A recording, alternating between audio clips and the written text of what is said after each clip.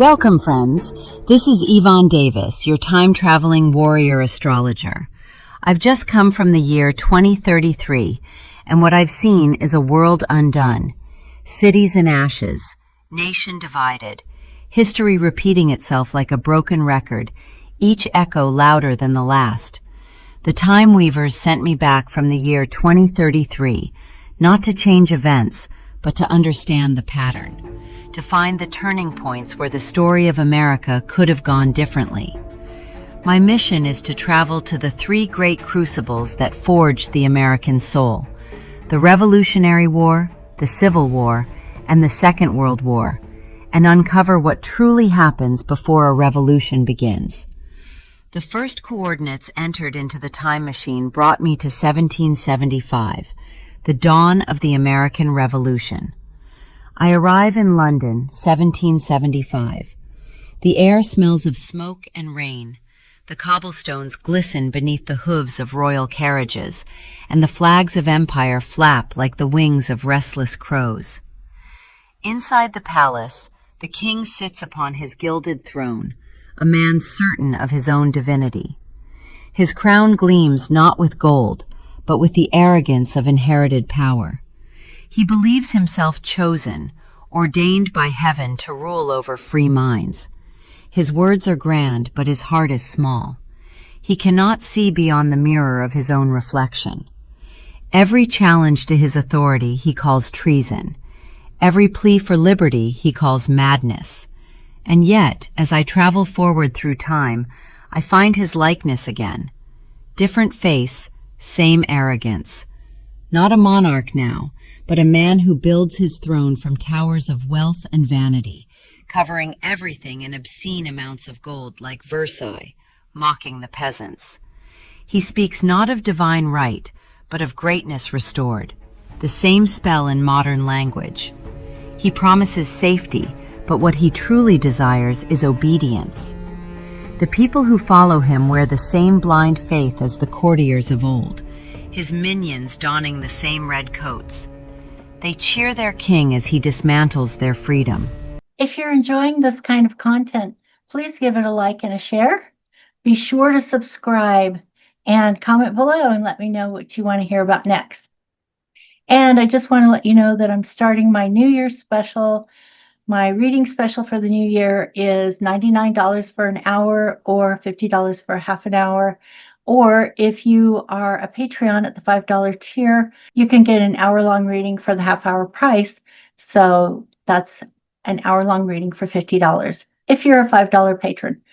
And you can cancel at any time. So you're welcome to take advantage of that if you want to, and I hope to see many of you.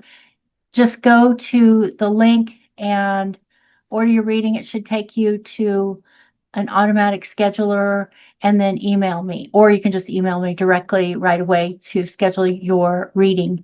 Be sure to email me. The email is below because I need to make sure that I have an accurate email address for you. All right, thanks so much. History loops upon itself like a serpent swallowing its tail. But revolutions are born in such moments. When the powerful mistake the silence of the people for submission, the wind shifts. Words become power. Ideas catch fire. And once again, the world burns for freedom. Now, the year is 1776, and the air trembles with rebellion. As I walk the narrow streets of Boston, boots sinking into the slush of late winter, every tavern hums with whispers. Men lean close over tankards of ale, voices low. Liberty, they say, as if the word itself could conjure fire. I can feel it, the pulse beneath the city, the quickened heartbeat of a nation not yet born. Revolution is not a single act, it's a gathering storm, the slow, steady erosion of fear. It begins in the mind before it takes to the musket. Boston is restless. I can feel it, a charge in the air like static before a lightning strike. Men in taverns whisper of liberty and tyranny in the same breath. Farmers are becoming soldiers. Printers are becoming prophets. The British call them rebels. History will call them founders. I walk the cobblestone streets dressed as one of them, my coat dark, my corset bound in brass and leather, gears and glass glinting in the gaslight. I carry with me a small temporal sensor disguised as a pocket watch. It hums when the collective energy of a moment reaches critical mass, the instant when ideas become action. The spark is about to ignite. Revolution never begins with armies. It begins with hunger, not for food, but for dignity. And once that hunger spreads, no empire can contain it. Outside, I pass a printer's shop where the smell of ink and rebellion spill into the street. Pamphlets lie stacked in the window, damp from the press. I pick one up. The words burn hotter than any flame. I know this voice.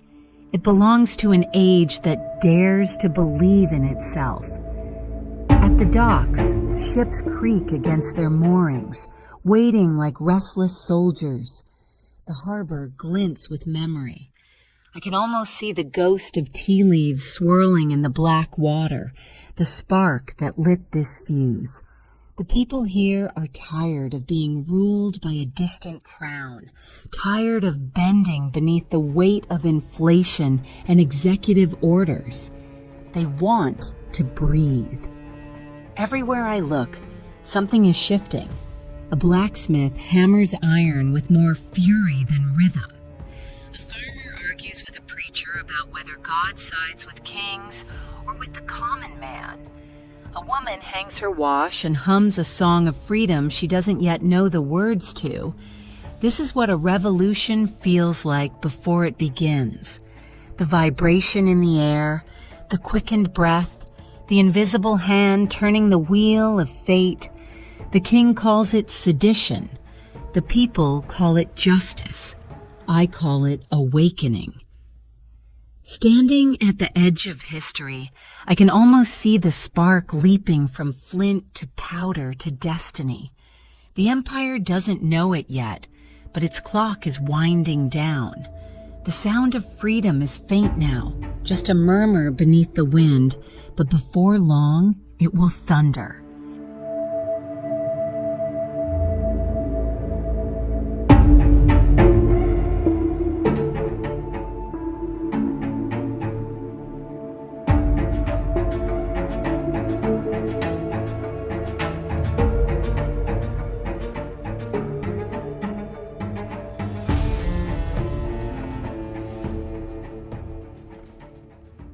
See you soon.